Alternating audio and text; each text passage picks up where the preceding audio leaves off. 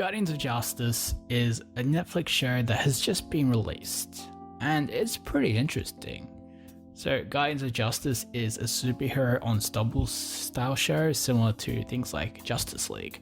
However, the main character, well, not really the main character, but the first episode centers around a character who we think is the main character. That is Marvelous Man, the equivalent of Superman in this show. And it's Marvelous Man giving a monologue to a camera, except something doesn't feel right. He's sad and depressed and gloomy, and he starts saying how he can't cope anymore. And then at the end of it, he pulls out a gun and shoots himself to show that he is impervious to bullets. But as he continues to talk and it gets darker and darker, then he pulls out a gun with a special bullet and shoots himself, which does kill him. Everybody's in shock as Marvelous Man is now dead.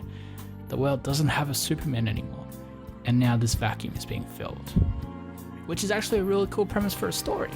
And, it's interesting to be explored. Except, everything that follows after. What does that mean? Well, you just have to listen to find out.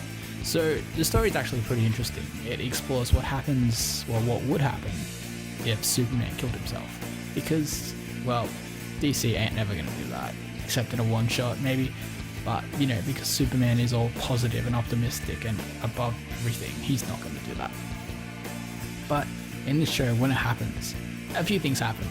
One is chaos erupts, 2, media frenzy, and 3, the Batman investigates. Now, I don't mean the Batman, but the Batman character, which is Hawk Knight in the show.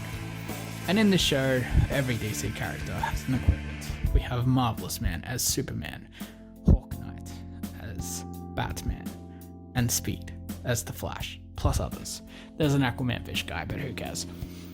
So, I want to start with some positives. It's an interesting story. Where do we go when Superman kills himself? We go to a lot of places, but we'll touch back on that. It's got a cool aesthetic. It's like in a grimy Batman 89 style Gotham, but everywhere is like that. The whole world is Gotham. And the music's cool. There's some pretty cool music. But I guess that really doesn't make up for the whole lot of it, because I can't really explain the whole story without spoiling everything. So don't want to do that. But I really wanted to touch on the negatives. So first of all, this show is hella confusing, and I don't mean a convoluted story with plots A, B, C, D, and E all interrelating to this mystery where, it's this person that killed Marvelous Man. Nah, it's just downright confusing. Like, there's just so much going on for no real reason. So it's a series, short episodes, 30-minute chunks, pretty good. First episode, Marvelous Man shoots himself. Okay, second episode, Hawk Knight investigates a lot of people, and that would be a logical follow-up to the first episode where Marvelous Man shoots himself. But the third episode just breaks out into World War IV. Why is it World War IV? It was explained, but not really. So in the first episode, there's a prologue, like after the Third World War, Marvelous Man appeared and came from the sky and ended it, blah, blah, blah, blah, blah. But that kind of just points out the timeline is really, really weird in the show. So we're in World War IV, but we're only in the 80s because all the technology's still old, but since Marvelous Man brought some technology to the Earth, it's somehow more advanced, but seemingly also in the 80s style. So only some things are more advanced, like hollow screen TVs, and it's confusing, weird. Why? I don't know. And so show's confusing. So don't think about it too much. Another things in the show is really cool that it incorporates a lot of animation into the show. So animation substitutes for big stunts that can't be done by the show on such a low budget, such as like the Robin character just flying through a window.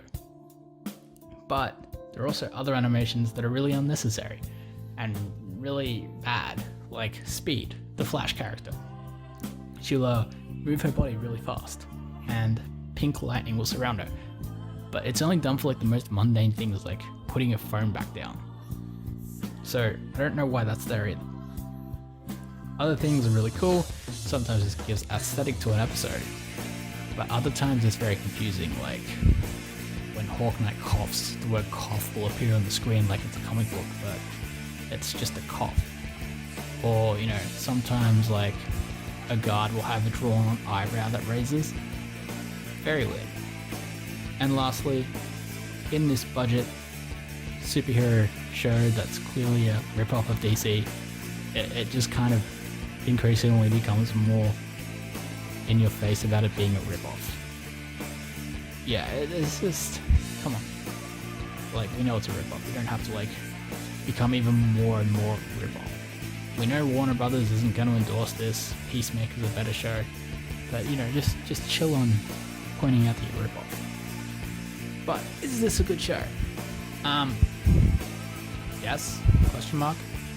Just don't think about it too much. It's fine. It's good to watch when you're brain dead. It's good to watch when you're high, maybe. I don't know.